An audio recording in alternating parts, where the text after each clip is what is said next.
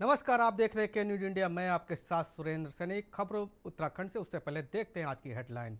धामी सरकार का मंत्रिमंडल विस्तार आज 5 नए मंत्री ने किए शपथ ग्रहण। जाति और क्षेत्रीय संतुलन पर होगा जोर। उत्तराखंड में सभी अस्पतालों को कैंसर इलाज और मृत्यु का रिकॉर्ड देना होगा अनिवार्य। स्वास्थ्य विभाग की सूचना जारी। देहरादून की ट्रैफिक व्यवस्था में बदलाव। विकास नगर ऋषिकेश में छाए ट्रैफिक थाने में खुलेंगे स्मार्ट ट्रैफिक के सिग्नल और ई का चालान। बद्रीनाथ केदारनाथ मंदिर के में गैर सनातनियों का प्रवेश पर रोक को नहीं बदलेगा एक्ट। संविधान के अधिकार से बदलेगी व्यवस्था।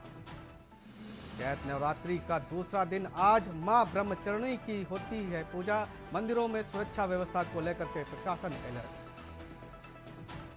मौसम ने किया अचानक बदलाव। गंगोत्री और यमुनोत्री धाम में बर्फबारी। निचले इलाकों में बारिश से बढ़ी ठंड। मार्च में अचानक मौसम का मिजाज बदला। आप देख रहे हैं के न्यूज, खबरों का सारथी। खबरें उत्तराखंड से।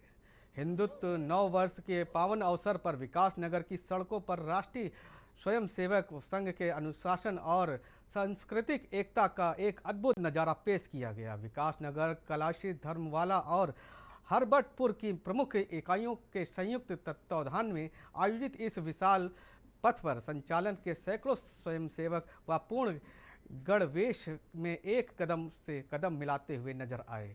इस आयोजन के तहत सबसे खास तस्वीर तब देखने को मिली जब आरएसएस के स्वयं सेवकों में का काफिला विकास नगर के प्रमुख बाजारों की जामा मस्जिद के पास पहुंचा, जहां जोरदार मुस्लिम समुदाय के लोगों ने स्वयं सेवकों पर फूलों की वर्षा कर उनका भव्य स्वागत किया। हिंदुस्तान जिंदाबाद और ना दूर की ना खाई, ये हिंदू हमारे भाई जैसे नारों से उद्घोष किया गया। जामा मस्जिद के विकास नगर में अध्यक्ष खालिद मंसूरी और उनके साथियों के द्वारा किया गया यह स्वागत क्षेत्र में भाईचारे और सांप्रदायिक सद्भाव को भी संदेश देता है। वहीं कार्यक्रम के दौरान वक्ताओं और भारतीय संस्कृति की महानता का नव वर्ष के महोत्सव को साझा करते हुए समाज को एकजुट करने का भी संदेश दिया। इसी दौरान पुलिस प्रशासन भी सुरक्षा के कड़े इंतजाम रखे और चप्पे चप्पे पर मुस्तैदी देखी गई।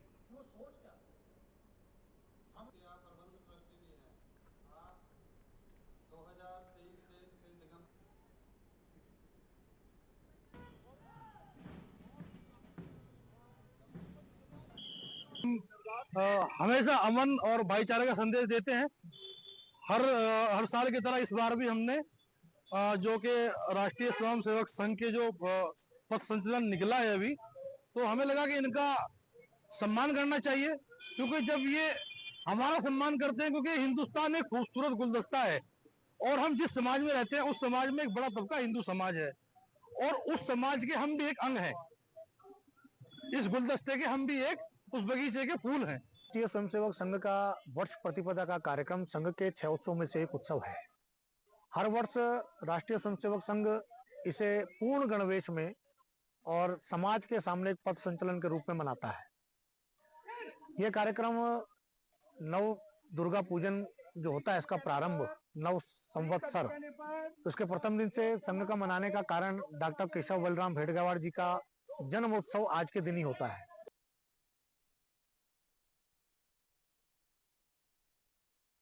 बाल संरक्षण आयोग की अध्यक्ष गीता खन्ना ने कोचिंग संस्थानों के बढ़ते प्रभाव और बच्चों पर पड़ रहे दबाव को लेकर के चिंता व्यक्त की। उन्होंने कहा कि अगर बच्चों को सब कुछ केवल कोचिंग संस्थानों से ही सीखना होगा तो स्कूलों की भूमिका समाप्त हो जाएगी। गीता खन्ना ने कहा कि विद्यालय में केवल पढ़ाई का केंद्र नहीं होते, बल्कि यहाँ पर बच्चों को जीवन कौशल और सामाजिक व्यवहार, टीम वर्क और पारिवारिक संस्कार भी सीखने को मिलते हैं। इसके विपरीत कोचिंग संस्थानों में केवल रटन शिक्षा पर ही जोर दिया जाता है। उन्होंने बताया कि बच्चे स्कूल के बाद कोचिंग और होमवर्क के बोझ में इतने व्यस्त हो जाते हैं कि उन्हें खेलने और आराम करने और परिवार व दोस्तों के साथ समय बिताने का अवसर नहीं मिलता। अध्यक्ष ने कोचिंग संचालकों के पर कार्य प्रणाली पर सवाल उठाते हुए कहा कि किसी भी प्रकार की सख्त नियामक व्यवस्था नहीं या कई संस्थानों में भ्रामक विज्ञापन देकर के अभिभावकों को गुमराह करते हैं और बड़े बड़े दावे करते हैं। उन्होंने यह भी कहा कि कोचिंग संस्थानों में बच्चों के लिए पर्याप्त सुविधाएं और सुरक्षा के पुख्ता इंतजाम नहीं होते हैं, जबकि स्कूलों और हॉस्टलों के में स्पष्ट नियम है कि यह मानक तय की है। गीता खन्ना ने सरकार और संबंधित विभागों से अपील की कि कोचिंग संस्थानों के लिए स्पष्ट नियम और निगरानी प्रणाली बनाई जाए ताकि बच्चों के शारीरिक और मानसिक विकास सुरक्षित रूप से हो सके।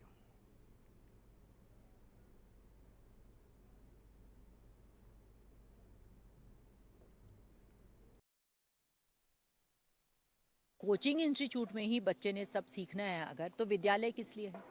और जब हम विद्यालय की संरचना की बात करते हैं तो वहाँ पे शिक्षा के साथ साथ हम अपने जीवन कौशल भी सिखाने की बात करते हैं। खेल कूद होता है, लाइब्रेरी होती है, सहपाठियों से मिलने जुलने का समय होता है, परिवार एक दूसरे से जानते हैं, बच्चे स्पोर्ट्स में या टीम बना के पार्टिसिपेट करते हैं, तो एक टीम वर्क की भी उनको आदत पड़ती है। लेकिन कोचिंग इंस्टीट्यूट क्या है? अब पहले एक हुआ कि साहब 1 to 1 सवाल जवाब पूछना है ना, मैं क्लास में क्योंकि भीड़ होने लगी तो ये हुआ कि भाई हम एक सवाल कहाँ पूछे। लेकिन अगर विद्यालय में एक कक्षा में 50 बच्चे बैठे हैं तो कोचिंग इंस्टीट्यूट में 100-200 बैठे हैं और वो वैसा ही रटा रटाया सिलेबस कराए जा रहे हैं और एडवर्टीजमेंट कर करके बता रहे हैं कि साहब बस आपने मेरे कोचिंग में भेजा तो आपका बच्चा डॉक्टर बन के ही निकलेगा या IITian बन के ही निकलेगा या फौज में कैप्टन तो क्या सीधा कर्नल ही बन जाएगा शायद। खबर देहरादून से है। देहरादून पुलिस ने नवरात्रि और ईद के पर्व के अवसर पर सुरक्षा शांति व्यवस्था सुनिश्चित करने के लिए विशेष तैयारी की है। SSP देहरादून ने आगामी त्योहारों को सकुशल रूप से संपन्न कराने के लिए समुचित कदम उठाते हुए पीस कमेटी की बैठक बुलाई। बैठक में सर्वधर्म और संप्रभुत्व व्यक्तियों को और जनप्रतिनिधियों को भी शामिल कर आपसी सौहार्द बनाए रखने की अपील की। SSP ने बताया कि सुरक्षा की दृष्टि से जिले में 3 सुपर जोन, 6 जोन, 17 सेक्टरों में विभाजित किया गया है, जिसे हर क्षेत्र में निगरानी बेहतर तरीके से किया जा सके। पुलिस ने इस सोशल मीडिया पर भी सतर्क दृष्टि रखी और भ्रामक खबरों या विवादित पोस्टरों के माध्यम से वन्यता फैलाने और वालों के खिलाफ सख्त कार्रवाई के निर्देश भी दिए। पुलिस ने आम जन से अपील की कि वे पर्वों को अपने परिवार के साथ हर्षोल्लास के साथ मनाएं और शांति व्यवस्था बनाए रखें। इसके अलावा पुलिस ने दल चौक, चौराहों और बाजारों और पूजा स्थलों पर तैनात रहेंगे ताकि किसी भी प्रकार की अप्रिय घटना न घटित हो सके। SSP ने कहा कि पुलिस की पूरी सतर्कता के साथ सुरक्षा और व्यवस्था के भी सुनिश्चित कर रही है ताकि पर्व खुशियों और भाईचारों के साथ संपन्न हो सके।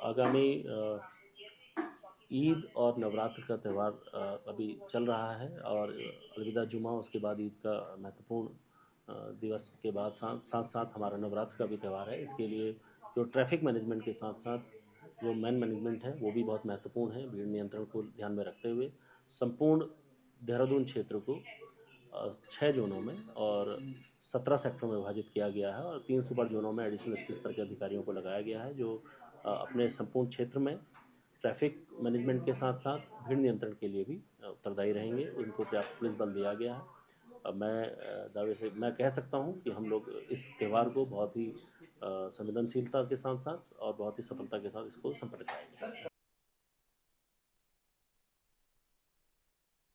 खबर देहरादून से, जहां पे जिला अधिकारी सविन बंसल की अध्यक्षता में ऋषि पर्णा सभागार कलेक्ट्रेट में जिला प्रशासन व QRT और संबंधित जिला स्तरीय अधिकारी, गैस एजेंसियों के स्वामी व तेल कंपनियों के अधिकारियों के साथ समीक्षा बैठक आयोजित की। जिला अधिकारी सविन बंसल ने गैस एजेंसियों होम डिलीवरी व्यवस्था सुनिश्चित करने के लिए अधिकारियों को तैनात किया। जिला प्रशासन ने गैस एजेंसियों को निर्देश दिया कि वे उपभोक्ताओं को OTP के आधार पर गैस सिलेंडर दें। इसके अलावा एजेंसियों पर स्टॉक व ब्लैक लॉग व वितरण आदि की जानकारी प्रतिदिन अपडेट करने के लिए निर्देश दिए। जिला प्रशासन ने गैस में कालाबाजारी में शामिल एजेंसियों व स्वामियों पर कार्रवाई शुरू कर दी है। प्रशासन के मुताबिक अब तक के 5 मुकदमे व 3 लोगों को जेल भेजा गया है। वहीं 150 घरेलू व 139 व्यावसायिक और 7 छोटे सिलेंडर भी जब्त किए गए। जिलाधिकारी का कहना है कि गैस एजेंसियों को होम डिलीवरी की व्यवस्था से एजेंसियों पर जुटने वाली भीड़ से निजात मिलेगी और कानून व्यवस्था पर भी नियंत्रण रहेगी।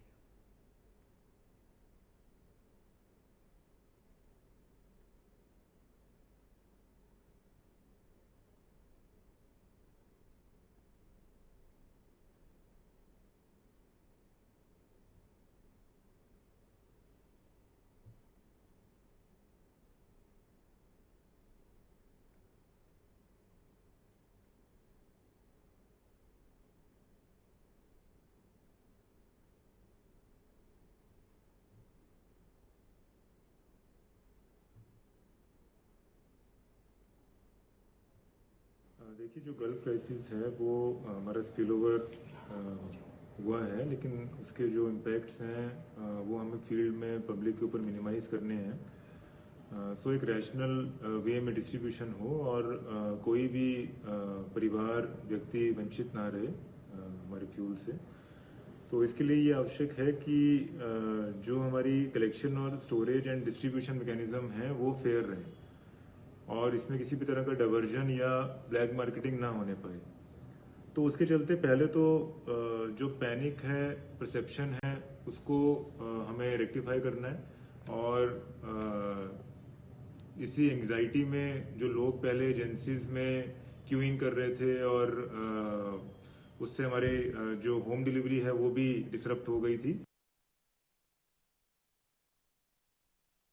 श्रीनगर गढ़वाल राजकीय मेडिकल कॉलेज श्रीनगर में बेस चिकित्सालय में आयुष्मान भारत डिजिटल मिशन के अंतर्गत एक दिवसीय कार्यशाला एवं प्रशिक्षण सत्र का सफल आयोजन किया गया। इस प्रशिक्षण कार्यक्रम में डॉक्टरों, नर्सिंग और अधिकारियों और अन्य स्वास्थ्य कर्मियों के बीच आधुनिक डिजिटल स्वास्थ्य सेवाओं के बारे में विस्तृत प्रदान की गई।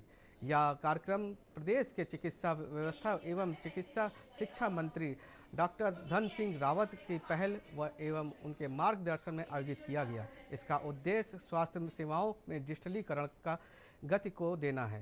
कार्यशाला में आयुष्मान भारत व डिजिटल मिशन के तहत जुड़े रमेश नेगी, नवीन चमोली, नवीन शुक्ला, अमृत पोखरियाल, प्रणव शर्मा सहित अन्य विशेषज्ञ मौजूद रहे। इसके अलावा बेस में चिकित्सालयों व डिप्टी एमएस डॉक्टर दीपा हटवाल, संजय पांडे सहित अन्य बड़ी संख्या में डॉक्टरों व नर्सिंग अधिकारी कार्यक्रम में शामिल हुए।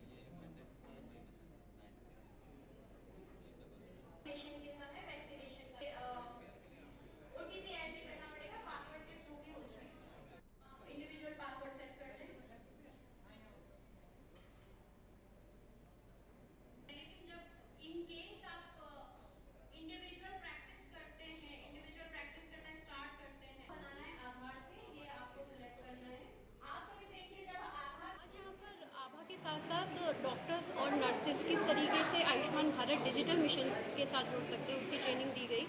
आभा सिर्फ एक सिटीजन्स का पार्ट है, लेकिन आभा आईडीज़ जैसे कि हम उत्तराखंड में अभी भी 70 लाख के ऊपर आभा आईडीज़ बना चुके हैं। तो इन आभा आईडीज़ का उपयोग कैसे हो, क्योंकि अस्पताल में ही मरीज आएगा अपनी आभा आईडी लेकर।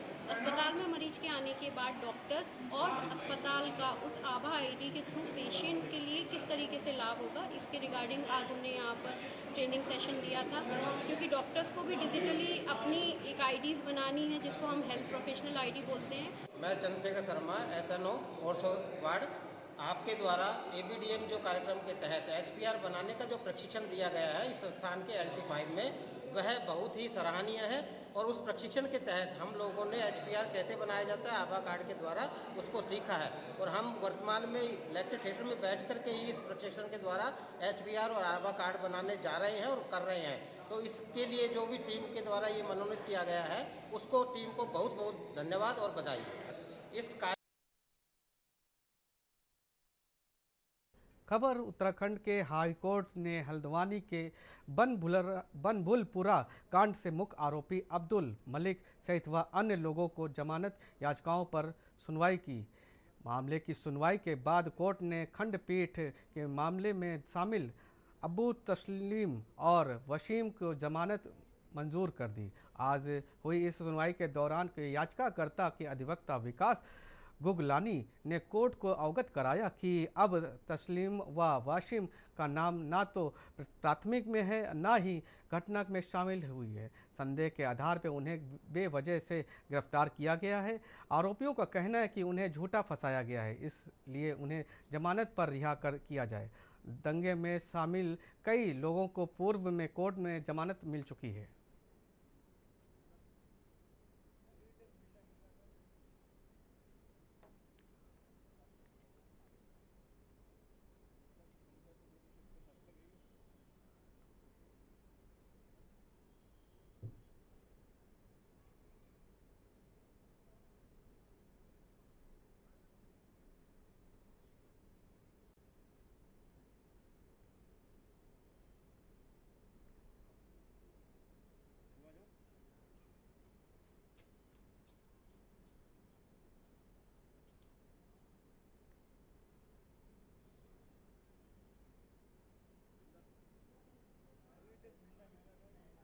आज बनभूलपुर दंगा के संबंध में जो दो अभियुक्त थे, एक अबू तस्लीम और दूसरा वसीम और भप्पा, उनके ऊपर दो मुकदमे दर्ज थे और उन दोनों मुकदमों पर आज ऑनरेबल हाई कोर्ट ने सुनवाई करते हुए उनकी जमानत जो है स्वीकार कर ली गई। प्रेयर में यही था कि उनके ऊपर जो भी आरोप थे वो एक तरह से जनरल एलिगेशंस थे, कोई स्पेसिफिक रोल नहीं था, यही हमारी उसमें प्रेयर थी।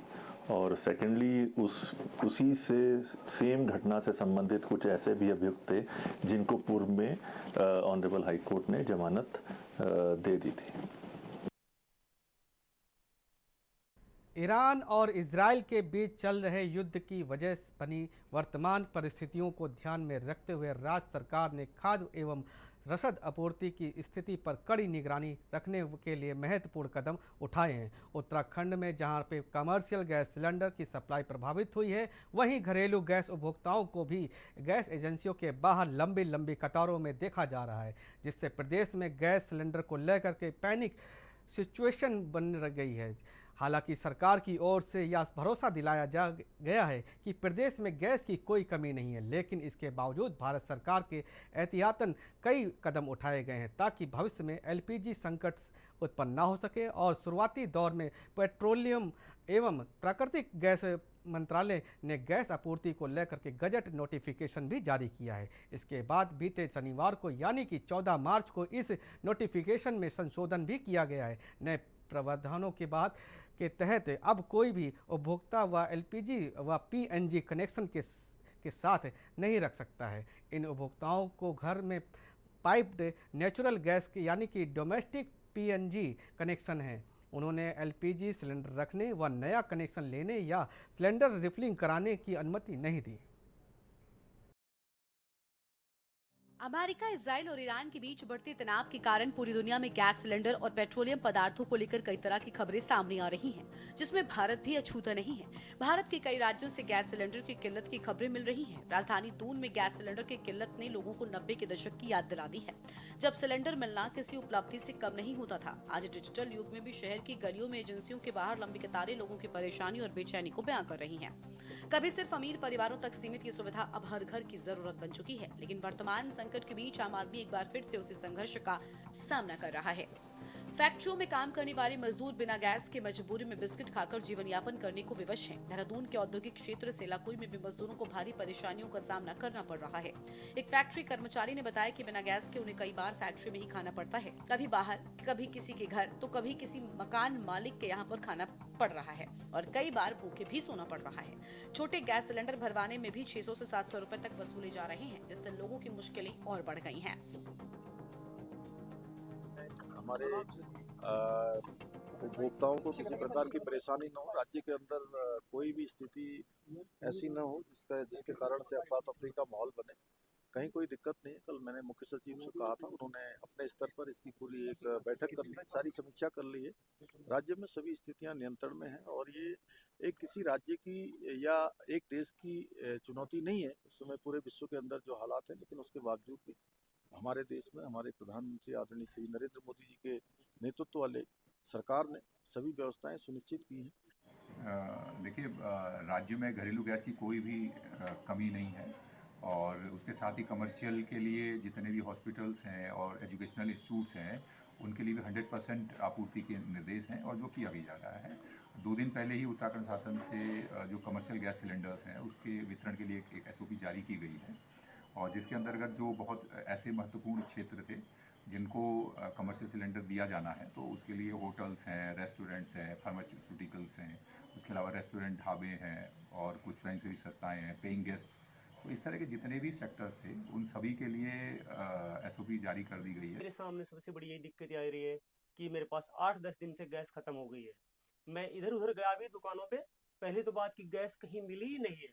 अगर एक आधी दुकान पे मिली भी है कहीं, तो प्राइस उन्होंने इतना बढ़ा रखा है कि वो 400-500 रुपए किलो का रेट बता रहे हैं। दूसरे, खाना में इधर उधर खाया, 2-4 दिन तो इधर उधर खाया, कभी मकान मालिक के यहाँ बनवा लिया, कभी दूध गर्म करके पी लिया, ऐसे ही सो गया। दिन दान में जो है कैंटीन से खा लिया या इधर उधर कुछ फल फूल लेकर खा लिया, ऐसे समय गुजार रहा हूँ। रात को कभी कभी भूखा भी सोना पड़ रहा है। गैस की वजह से इतनी प्रॉब्लम मेरे सामने आ रही है, बहुत बड़ी दिक्कत का सामना करना पड़ रहा है। प्रदेश में लगातार बढ़ती गैस किल्लत के कारण आम जनता को भारी दिक्कतों का सामना करना पड़ रहा है। हालांकि सरकार प्रदेश में गैस की कमी न होने का दावा कर रही है, लेकिन जमीनी हकीकत कुछ और ही बयां कर रही है। राज्य सरकार प्रदेश वासियों को आवश्यक वस्तुओं की निर्बाध उपलब्धता सुनिश्चित करने के लिए पूरी तरह से अलर्ट है। मुख्यमंत्री ने अधिकारियों को निर्देश दिए हैं कि किसी भी परिस्थिति में खाद्यान्न, LPG और अन्य आवश्यक वस्तुओं की आपूर्ति प्रभावित नहीं होनी चाहिए। इस मुद्दे को लेकर प्रदेश में सड़कों से लेकर सदन तक राजनीतिक माहौल भी गरमाया हुआ है। इसकी सबसे बड़ा जो पैनिक क्रिएट किया है वो स्वयं भारतीय जनता पार्टी ने किया, जब उन्होंने जो व्यावसायिक सिलेंडर थे उन पे जब लिमिटेशन लगाई कि इतने ही मिलेंगे या इतने नहीं मिलेंगे। जब ये खबर जनता तक फैली तब उनको समझ में आया, जनता में एक पैनिक क्रिएट हुआ कि अभी ये व्यावसायिक सिलेंडर में है, फिर घरेलू गैस में भी इसका प्रभाव पड़ेगा। उस पैनिक की वजह से लोगों ने जब लगातार अपने गैस बुक कराए और गैस बुक करते हुए उनको गैस उपलब्ध नहीं हुई या सिलेंडर उपलब्ध नहीं हुए, तो एक माहौल अफरा तफरी का पूरे भारतवर्ष में फैला, जिसमें इसका खामियाजा यहाँ की जनता को भुगतना पड़ा। सरकार शुरू में मानने को राजी ही नहीं थी कि कोई संकट है। उनको लगता था कि ये संकट सिर्फ विपक्ष द्वारा फैलाया जा रहा है, लेकिन अब उनके तमाम नेता कह रहे हैं कि पूरा विश्व संकट में है, तो भारत भी इस संकट का सामना कर रहा है। की समस्या से आम जनमानस परेशान है। गैस एजेंसियां ग्राहकों को संतोषजनक जवाब भी नहीं दे पा रही है। ऑनलाइन बुकिंग की व्यवस्था बिल्कुल ठप हो गई है और सरकारी तंत्र और सरकार गैस की किल्लत मानने को तैयार नहीं है। गैस की किल्लत इस कदर है कि ग्रामीण और जो है शहरी उपभोक्ताओं में भेदभाव किया जा रहा है। ग्रामीण उपभोक्ताओं को जो है जहां 45 दिन की वेटिंग के बाद बुकिंग की सुविधा मिलेगी, शहरी क्षेत्रों में 25 दिन की जो है बुकिंग की सुविधा मिलेगी, लेकिन उसके बाद भी न तो गैस बुक हो रही है, न उपभोक्ताओं को सिलेंडर मिल रहा है। देखिए, अंतर्राष्ट्रीय स्तर पर कुछ उथल पुथल अभी हुई है, ये आप सब जानते हैं। ये वही सरकार है जिस सरकार ने अंत्योदय के माध्यम से 11 करोड़ लोगों को उज्ज्वला के माध्यम से गैस का सिलेंडर दिया था। और कांग्रेस अपने शासनकाल में देखें कि कांग्रेस उस समय जो गैस के दाम को छोड़ करके गई थी और भारतीय जनता पार्टी के उसमें तुलनात्मक रूप में अध्ययन करें तो आपको बड़ा अंतर उसमें नजर आएगा। कांग्रेस तो अपने समय में कुछ कर नहीं पाई है। वर्तमान समय में कुछ दाम बढ़े हैं, लेकिन सरकार इसको लेकर के गंभीर है। हम समझते हैं कि शीघ्र ही इन सब में संतुलन बैठ जाएगा।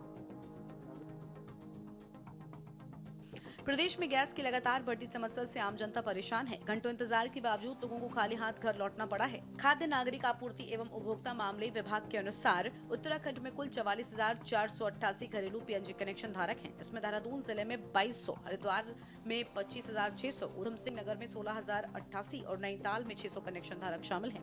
इन सभी को अलग अलग कंपनियों के माध्यम से गैस उपलब्ध कराई जा रही है। वर्तमान में प्रदेश के 4 जिलों के कुछ हिस्सों में पाइपलाइन के जरिए गैस की आपूर्ति हो रही है। उत्तराखंड के 13 जिलों में पाइपलाइन के जरिए गैस उपलब्ध कराने के लिए 5 कंपनियां काम कर रही हैं। ऐसे में घरेलू और व्यावसायिक गैस सिलेंडर्स की कमी के चलते प्रदेश में कारोबार पर भी बड़ा संकट गहराता नजर आ रहा है, जो सरकार के लिए एक बड़ी चुनौती बनता जा रहा है और भविष्य के लिए गंभीर चिंता का विषय है। Bureau report, Uttarakhand. फिलहाल के लिए बुलेटिन में इतना ही। बने रहिए के न्यूज इंडिया के साथ। नमस्कार।